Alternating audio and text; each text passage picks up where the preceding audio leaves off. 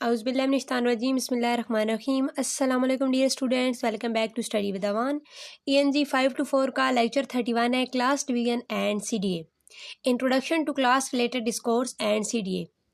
A radical view of CDA emphasizes the power behind discourse rather than just the power in discourse, how people with power shape the order of discourse as well as the social order in general, versus how people with power control what happens in specific interactions such as interview। अच्छा जी, यहाँ पे CDA का जो radical view है उसके बारे में बात हो रही है कि CDA का जो रेडिकल व्यू है ना, ये है कि ज़बान सिर्फ बात करने का एक तरीका नहीं होती है, बल्कि ज़बान के ज़रिए जो पावरफुल लोग होते हैं ना, वो पूरी सोसाइटी के जो रूल्स और सिस्टम होते हैं उसको कंट्रोल कर रहे होते हैं। जैसा कि एग्जांपल भी दी गई है इंटरव्यूज़ की, तो सोसाइटी में कौन क्या बात कर सकता है, किस टॉपिक पर कर सकता है और किस तरह से कर सकता है। ठीक है, सेकंड हमारे पास पॉइंट है, it correspondingly emphasis ideology rather than just perception and manipulation. यानी कि CDA का जो फोकस होता है वो आइडियोलॉजीज पर होता है, सिर्फ किस तरह से यानी लोग एक दूसरे को मैनिपुलेट करते हैं या एक दूसरे को परसुएड करते हैं, इस चीज़ पे नहीं होता। ठीक है, थर्ड हमारे पास पॉइंट है, it views discourse as a stake in social struggle as well as site of social struggle.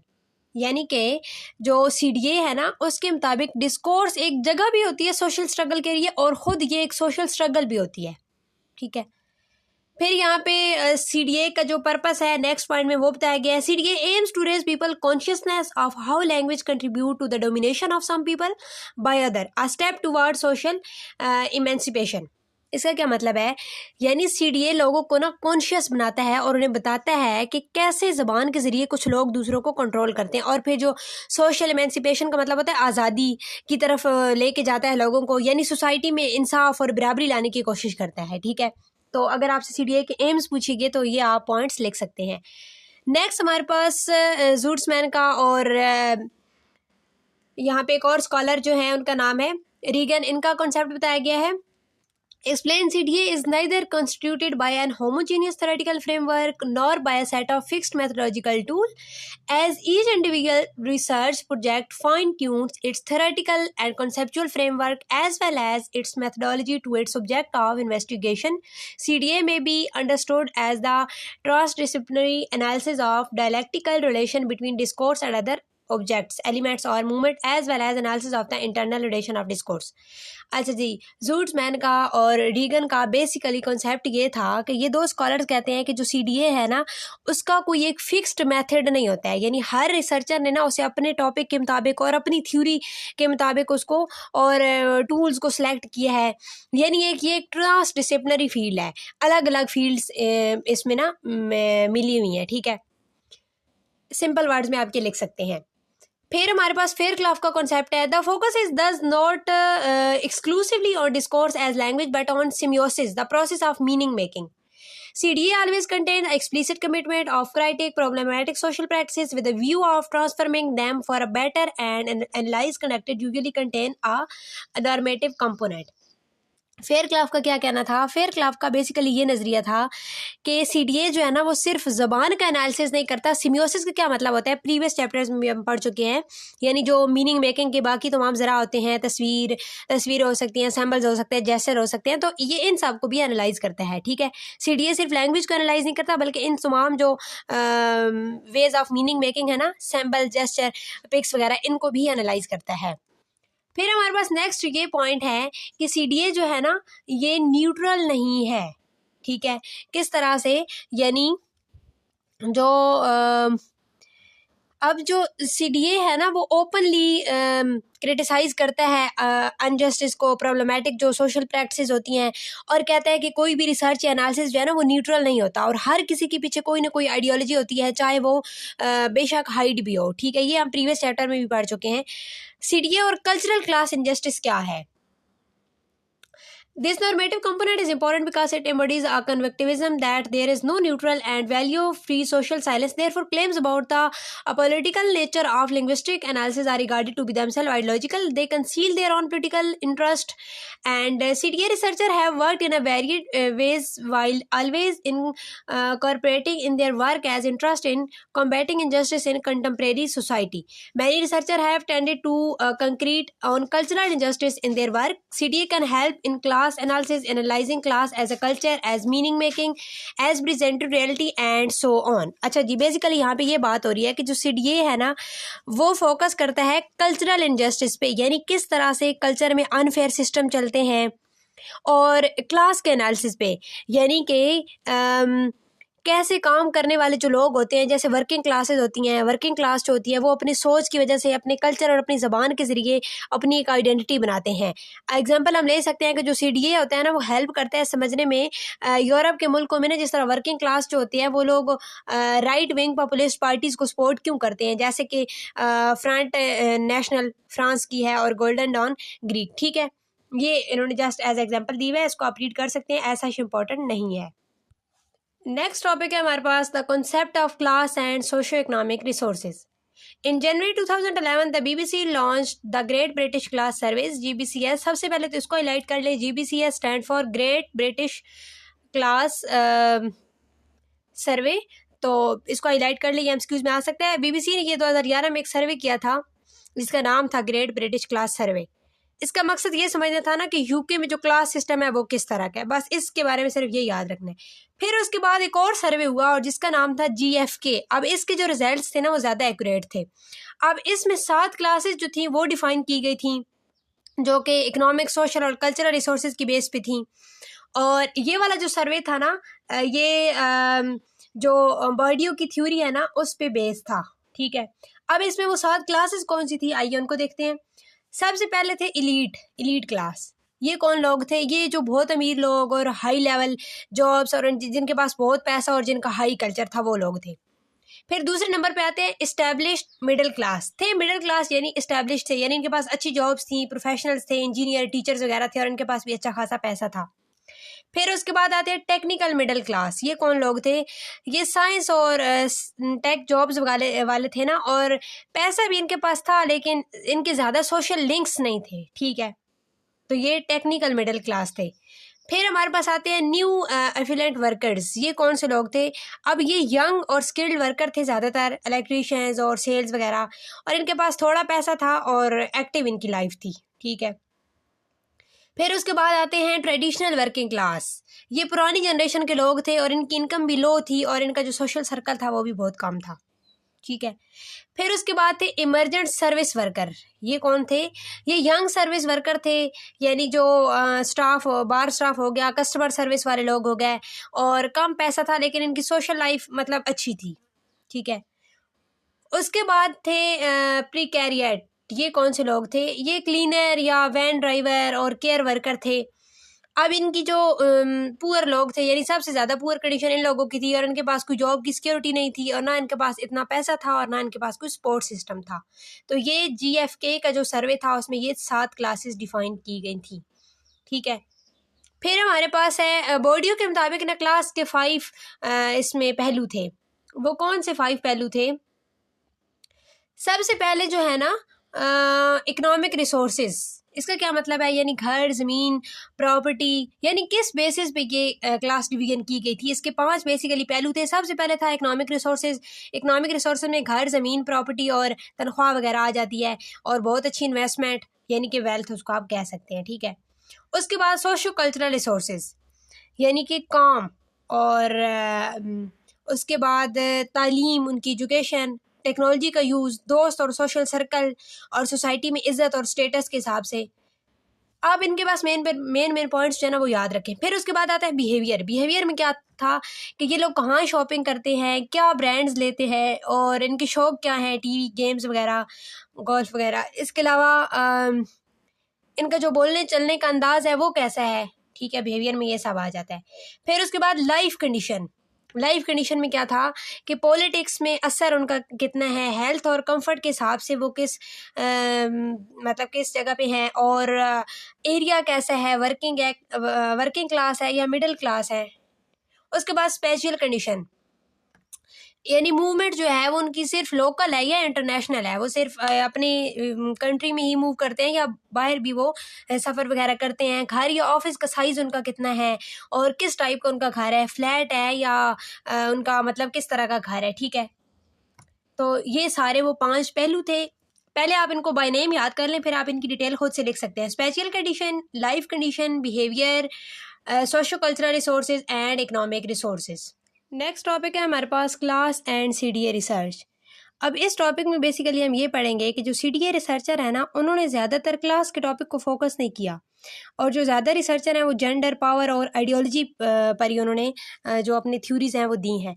अब क्लास को ज़्यादातर जो है ना वो सोशल लिंग्विस्ट स्टडी करते हैं, और उसमें वो ये देखते हैं कि लोग किस तरह से सोशल सिचुएशन में बात करते हैं और रिएक्ट करते हैं, ठीक है। यानी इसको सोशल लिंग्विस्ट का ही एक कंसर्न कंसीडर किया जाता है। लेकिन अब जो है ना वो कुछ रिसर्चर क्लास पे भी काम कर रहे हैं, जैसे यहाँ पे कुछ एग्जांपल दी गई हैं। Still in the past several years there has been emerging body of research around the analysis of how public policy talk, the media and public declaration by politicians, just to cite 3 domains of discourse: construct, class and class relation। फिर यहाँ पे यानी government की जो policies हैं उनकी language के बारे में, टीवी और मीडिया शोज़ के बारे में और पॉलिटिशियन के बयान, इन चीज़ों को स्टडी किया जा रहा है अभी पिछले कुछ सालों में। इसमें यह देखा गया है कि ज़बान के ज़रिए जो है ना वो क्लास डिफरेंस कैसे बनते हैं और कैसे कैसे यानी वो बरकरार रहते हैं डिफरेंसेस। अब इसमें जो इंपॉर्टेंट स्टडीज़ है ना, Turgeon, Taylor and has provides a good example of how public policy talk can construct class and class relation as they critically analyse how welfare to work programme managers in the United State talk about welfare reception using what they call class talk. अच्छा जी, what is class talk? यहाँ पे कुछ scholars के name दिए गए हैं। USA के वेलफेयर टू वर्क प्रोग्राम है ना, उसके मैनेजर्स का एक एनालिसिस किया गया था। ये लोग जो थे ना, ये जो पुअर लोग होते हैं उनको ब्लेम करते थे और ये कहते थे कि ये उनका कल्चर है और ये सब उनके कल्चर का पार्ट है, और इस तरह की यानी उनकी जो सोच थी ना, उसको यहाँ पे नाम दिया गया है क्लास टॉक। यानी जो किसी के कल्चर या क्लास की वजह से उसके साथ कुछ अटैच कर देना, उसकी क्लास की वजह से उसको कमतर समझना या उसके बारे में कोई आइडियोलॉजी बना लेना, ठीक है। फिर यहाँ पे एक और कॉन्सेप्ट दिया गया है। अच्छा, द क्लास टॉक में evoke a culture of poverty, ideology and ignore structural condition and causes of poverty. In other words, it is a talk which position individuals in terms of vague and superficial folk theories, focusing on the surface level appearance of the class as open to the how and why to its existence, ठीक है। तो ये आप इसकी definition जो है याद कर सकते हैं। नेक्स्ट यहाँ पे एरिक्सन का कॉन्सेप्ट दिया गया है। एरिक्सन एग्जामिन हाउ यूलेड a Swedish reality show which focuses primarily on working class shoppers at a low budget outlet store and demonises and ridiculous the less successful in society.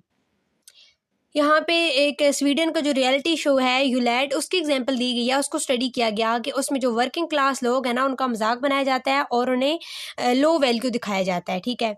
अब यहाँ पे हमारे पास 2 important concepts हैं। First there is sketch a notion of inscription as the way values transferred onto bodies and read of them, and the mechanism by which is retained, accumulated, lost or appropriated, ठीक है। Second, there is a Lal's notion of the middle class gas as a mode of production, symbolic as well as material। तो इसको भी आप लोग highlight कर लें। अच्छा जी, यहाँ पे बेसिकली ये बात हो रही है कि लोगों इंस्क्रिप्शन या स्केच का ये मतलब है ना, ये बताता है कि जो लोगों के जिस्म यानी उनकी बॉडी, उनके कपड़ों या उनका जो बोल चाल है ना, उससे उनकी वैल्यू जज की जाती है, ठीक है। व्हाट इज इंस्क्रिप्शन या स्केच के बारे में आपसे पूछा गया तो आपने बताना है लोगों को उनके जिस्म, उनके कपड़ों की बिना पे जज करना, ठीक है। अब सोसाइटी ना उनकी जो आउटवर्ड एक अपीयरेंस होती है उससे उनको अच्छा या बुरा कह देती है। दूसरा जो यहाँ पे वर्ड यूज हुआ है वो है मिडिल क्लास गैज या लैल, ठीक है। गैज का क्या मतलब है? यानी वो निगाह जिसमें मिडिल क्लास लोग पुअर लोगों को देखते हैं, ठीक है। यानी उनको लो समझा जाता है और कहते हैं कि सिर्फ कुछ स्पेसिफिक जॉब्स के लिए लायक हैं, ठीक है। अब इस गैज के जो नज़रिया है ना, इसलिए इसमें बहुत सारे मसले छुपे होते हैं, वो अगले टॉपिक में हम डिटेल से स्टडी करेंगे। आपने यहाँ पे ये 2 कॉन्सेप्ट याद करने हैं और ऊपर जो हमने डिफरेंट स्कॉलर्स के व्यूज़ पढ़े हैं ना, वो आपने इनको एक दफ़ा रीड कर लेना है। अच्छा जी, नेक्स्ट हमारे पास टॉपिक है class struggle and public discourse. इस टॉपिक में बेसिकली ये बताया गया है कि क्लास स्ट्रगल जो है वो सिर्फ पैसे और प्रॉपर्टी का मसला नहीं होता, बल्कि ये मीडिया, पॉलिटिकल स्पीचेस और ज़ुबान के ज़रिए भी एक लड़ाई जो है वो लड़ी जा सकती है। इसे कहते हैं पब्लिक डिस्कोर्स। अब यहाँ पे स्पेन का जो केस है 2013 का, उससे की एग्जांपल दी गई है। गवर्निंग जो पार्टी थी पीपी, और जो बैंक्स को सपोर्ट करती थी, और दूसरी थी पीएएच। ये प्लेटफॉर्म था जो मोरगैज से इफेक्टेड लोग होते हैं। मोरगैज का मतलब होता है ना कि बैंक से कर्जे लेके फिर घर लेना होता है, और फिर एक लिमिटेड ड्यूरेशन होती है, उसमें वापस करना होता है। ठीक है, तो ये उनकी हेल्प करती थी ये पार्टी। अब पीएएच के मुताबिक ना उनका क्या जो है वो नज़रिया था गवर्नमेंट के बारे में, तो ये मैं आपको, आप इस टॉपिक को खुद पढ़ लीजिएगा, मैं आपको आसान अल्फाज में समझाती हूँ। उनका ये कहना था ना कि गवर्नमेंट और बैंक्स जो है ना वो जानबूझकर हाउसिंग क्राइसिस पैदा करते हैं। अच्छा, इविक्शन का मतलब होता है घर से निकालना। अब ये एक इंसानी ट्रेजेडी वहाँ पे बन चुका है, और कभी कभी लोग जो हैं वो सुसाइड भी कर लेते हैं इस वजह से। और पीएएच इसके अलावा ये कहती है कि ये जो है ना ये क्लास वार है, अमीर वर्सेस गरीब की। अब पीएएच के प्रोटेस्ट के तरीके क्या थे ये आपसे पूछा जा सकता है। तो पीएएच जो है ना वो बेसिकली असेंबलीज थी, यानी लोगों को लीगल और इमोशनल हेल्प देना। इसके अलावा वेबसाइट्स थी, इंफॉर्मेशन फैलाना, और इविक्शन पर हजूरी यानी प्रोटेस्ट करना और एविक्शन रोकने की कोशिश करना। ठीक है, तो ये उनके जो प्रोटेस्ट के तरीके थे ना वो ये थे, वेबसाइट, असेंबलीज और जो है एविक्शंस को रोकने की कोशिश करना। अब इसमें इम्पोर्टेंट पॉइंट्स जो हैं वो यहाँ पे बताए गए हैं। सबसे पहले अल्थसर का कॉन्सेप्ट था। इसमें बेसिकली अल्सर के मुताबिक ना जो स्टेट इंस्टीट्यूशन है, जैसे पुलिस, कोर्ट्स हो गई, गवर्नमेंट हो गई, तो सब मिल के वर्किंग क्लास को प्रेशर में रखते हैं। ठीक है, ये अल्थसर का कहना था। और जो कुछ इकॉनमी या पॉलिटिक्स में हो रहा होता है ना, जैसे इविक्शन, तो वो मीडिया और लैंग्वेज के जरिए सिंबॉलिक बना दिया जाता है, और जो सीडीए कहता है कि सिम्बियोसिस यानी कि मानी बनाने का अमल है। ठीक है, तो ये अल्थसर का कॉन्सेप्ट था, इसमें ये चीज़ इंपॉर्टेंट थी। आपसे वो पेपर में ये पूछ सकते हैं कि पीएचए के प्रोटेस्ट के तरीके क्या थे, और ये इसका मतलब क्या है, और ये दूसरी जो इसके मुकाबिल जमात थी यानी कि पीपी, उसका क्या मकसद था, वो किसको सपोर्ट करती थी, तो वो बैंक्स को सपोर्ट करती थी। अच्छा जी, लास्ट टॉपिक है हमारे पास कंक्लूजन। इसमें कुछ सजेशंस दी गई हैं कि सीडीए को मज़ीद किन चीज़ों पर फोकस करना चाहिए। सबसे पहले यहाँ पे उन्होंने बताया कि need for more class centre CDA, यानी कि हमें जो है ना वो ज़्यादा क्लास पे फोकस करना चाहिए। फिर यहाँ पे उन्होंने बताया है कि जो फेयर क्लास का रेडिकल व्यू है उसको कंसीडर करना चाहिए, क्योंकि उसमें लैंग्वेज और पावर में एक लिंक को हाईलाइट किया हुआ है।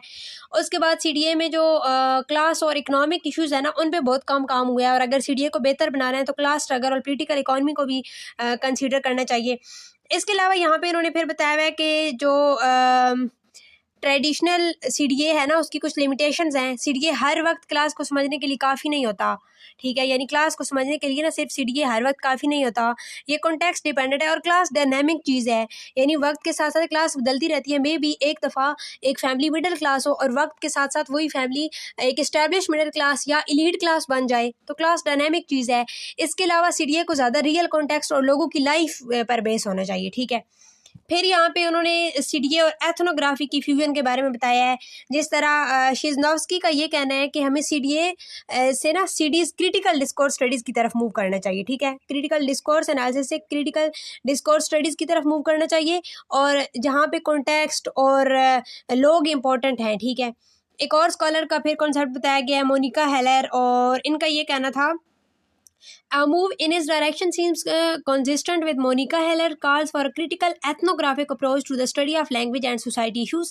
आप लोग इसको हाईलाइट कर ले। एथनोग्राफिक अप्रोच अपनाने की सजेशन थी वो किसने दी थी, तो ये मोनिका हेलर का कॉन्सेप्ट था, इन्होंने ये सजेशन दी थी। और इसमें बेसिकली ये था, एथनोग्राफिक का मतलब होता है कि लोगों की जो रियल लाइफ है ना, रोज़मर्रा के लोगों के हालात हैं, उनको स्टडी करना। ठीक है, यानी लोगों को उनकी असली ज़िंदगी में ऑब्जर्व करना और उनकी लैंग्वेज से समझना। फिर इन दोनों आइडियाज़ का ना फ्यूजन हेल्पफुल हो सकता है, यानी क्लास और सोशल इनइक्वालिटी पे बेहतर रिसर्च करनी चाहिए। फिर उसके बाद रियल मसले भी होते हैं कुछ, और जो सिर्फ यानी बात करने से, एडवाइस देने से सॉल्व नहीं होते हैं। यहाँ पे उन्होंने कैपिटलिस्ट सिस्टम के बारे में बताया है कि एक जो कैपिटलिस्ट सिस्टम होता है वो लोगों से कहता है कि वो सेल्फ रेलिएंट और मोबाइल बने, यानी कि वो अपना बोझ खुद उठाएं। इसके अलावा होमलेसनेस, हेल्थ इश्यूज़ और जो अनएम्प्लॉयमेंट है ना, ये सिर्फ लोगों की अपनी जिम्मेदारी हो, ये कहने से ख़त्म नहीं होता। ठीक है। यानी अगर कह दिया जाए कि लोगों का जो होमलेसनेस है, उनके हेल्थ इश्यूज़ है, वो उनकी अपनी ज़िम्मेदारी है, ये सिर्फ कहने से ख़त्म नहीं होते, बल्कि इन इश्यूज़ को हेल्प करने में भी हेल्प करनी होगी गवर्नमेंट ने। इसके अलावा गवर्नमेंट जो है वो लोगों को ब्लेम बहुत ज़्यादा करती है, जबकि असल मसला जो होता है ना वो गवर्नमेंट के अपने सिस्टम में होता है। इस चीज़ पे फोकस करना चाहिए।